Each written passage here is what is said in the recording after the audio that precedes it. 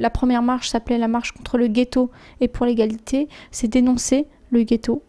Dire qu'il y a aujourd'hui énormément d'endroits en France qu'on appelle des quartiers où il n'y a plus de loi, c'est-à-dire que des filles sont obligées de prendre un chemin détourné pour rentrer chez elles, qu'elles n'ont plus la possibilité parfois de s'habiller comme elles le veulent. Pas forcément qu'elles mettent un voile, certaines le font pour se protéger et d'autres portent des vêtements larges pour cacher leur forme parce que ce sont des filles. Elles ne peuvent pas être dans l'espace public parce que ce sont des filles.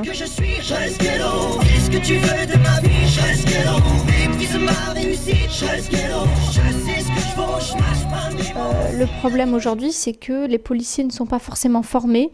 Quand une jeune femme va porter plainte, on lui pose bien sûr des questions, mais on ne reconnaît pas la violence qu'elle a subie.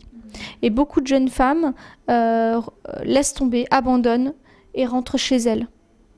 Et souvent, les violences, elles les subissent chez elles.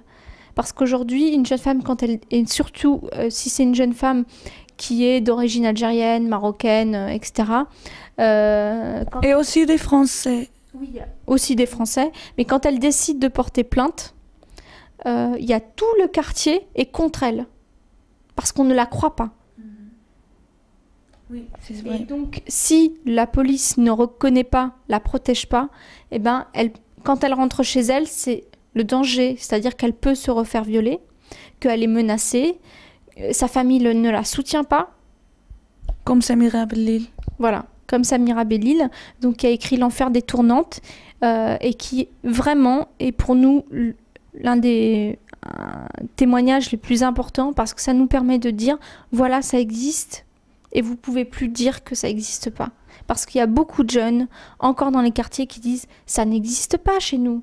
Qu'est-ce que vous racontez? Les viols collectifs, les tournantes, ça n'existe pas chez nous. Enfin, attendez, on rêve pas. Regardez, Samira Belil, elle a écrit ça. werden dieren bijgehaald en allerlei voorwerpen om de zaak spannend te maken. Werden foto's genomen en video's gedraaid om naderhand te bekijken en commentaar bij te geven. Meisjes waren niet meer een koopwaar en dat zijn ze nu nog steeds. Dat verbaast niemand, het is normaal geworden. Sinds mijn tijd is het gewelddadige van wat er in de kelders, vuilnishokken en elders gebeurt alleen maar toegenomen. Groepsverkrachtingen zijn gewoon en de daders worden steeds jonger. Je m'appelle Samira Belil. Et qu'est-ce que tu fais ici aujourd'hui? Alors je suis marraine du mouvement Ni pute ni soumise et donc bien sûr aujourd'hui je soutiens un an après, ce qui est normal.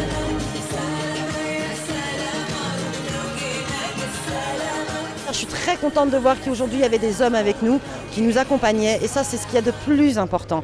Parce qu'aujourd'hui, ça veut dire qu'aujourd'hui il y a des hommes qui sont dans la capacité de vivre, dans l'égalité des droits et avec nous. Et donc ça c'est extraordinaire. Moi je suis vraiment très contente. C'est ce qu'il y a de plus important.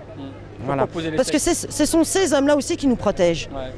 Voilà. Et que moi effectivement je ne suis pas dans la guerre des sexes, non, c'est vivre ensemble qui est important.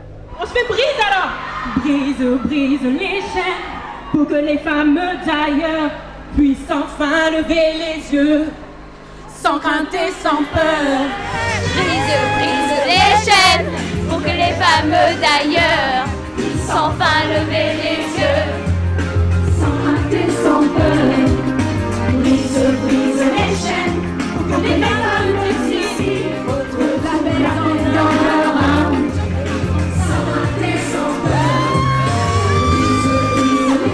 Break the keten. Ik kan er niet meer tegen, al die smerigheid. Mijn buik is verwrongen, mijn maag en hart draaien zich om. Ik knijp stijf mijn ogen dicht. Ik doe wat me gezegd wordt, als een automaat.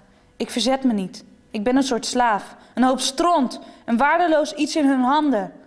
Ik krijg van jou geen stijve, kuthoer, roept hij en dwingt me daar wat aan te doen. Hij stinkt. Ik word misselijk van hem. Ik zou ze uit willen kotsen en mezelf ook. Maar ik ben bang voor de klappen die zo weer kunnen vallen. Dus ik gehoorzaam.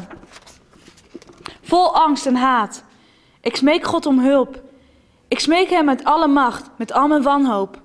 Mijn gebed komt vanuit mijn binnenste. Mijn ziel knalt uit mijn hoofd. Qu'est-ce que c'est la différence de banlieue et à Paris? La différence, c'est que à Paris, on connaît la mixité sociale et ethnique. dans les quartiers, dans beaucoup de nos quartiers, il n'y a pas de mixité sociale. C'est-à-dire que on a des gens issus de qui socialement des couches populaires et pauvres, c'est-à-dire des gens qui sont au chômage, qui ne travaillent pas, des gens qui ont peu de revenus, des familles nombreuses, et ces gens, bien sûr, n'ont pas forcément accès à l'éducation ou arrêtent l'école très très tôt. Donc c'est un cercle qu'on connaît déjà. Il n'y a pas beaucoup de culture. C'est pas des endroits où il y a de la vie. Il n'y a pas d'espace où on peut jouer, d'espace où on peut rire, d'espace où on peut découvrir des choses ensemble, faire des créés. Ça n'existe pas. C'est des espaces où il n'y a pas d'activité de vie collective. Et donc sans cette vie collective, eh ben, c'est chacun chez soi. Les gens, si vous regardez bien, c'est pour ça qu'on parle de jeunes hommes qui tiennent les murs. C'est-à-dire qu'ils sont dehors, ils sont les mains dans les poches comme ça, ils attendent, et puis voilà quoi. Donc il y a plusieurs facteurs, des facteurs sociaux, bien sûr, des facteurs... c'est beaucoup lié à l'urbanisme puisqu'il faut repenser la manière dont les quartiers ont été construits. Et c'est très important. Ce qu'on appelle les villes dortoirs, les ghettos. Aujourd'hui, il y en a beaucoup en France et nous, on veut plus que ça existe. Dat moment herinner ik me nog heel goed. Ik zie mezelf huilen, brullen. Ik ben in de hal van een grauw en naargeestig flatgebouw met kapotte brievenbussen. Het ruikt er naar vochtige kelders en vuilnisbakken. Om mij heen staan 4 mensen. Eén van de 4 houdt me vast terwijl 2 andere armen me proberen los te rukken. Ik huil.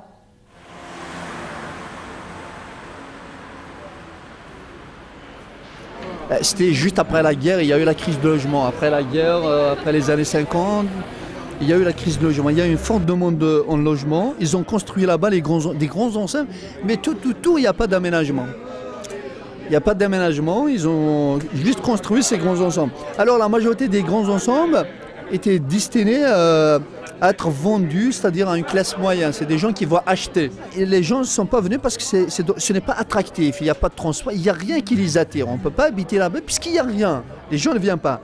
Alors la ville a accueilli des gens pauvres. Puisque ces gens ne sont pas venus, il n'y a que les pauvres qui habitent là-bas. Alors, les gens là-bas, automatiquement, il n'y a pas d'agence d'emploi là-bas. Il n'y a pas d'agence, on va s'inscrire pour qu'on est chômeur, qu'on a tel... Il n'y a pas d'agence. Alors, les gens, ils font rien. Et pour aller à Paris, c'est très loin. Je vous ai dit qu'il n'y a pas de transport. Ils sont juste sur place. Les activités de quartier, vous connaissez, il n'y a pas grand-chose là-bas.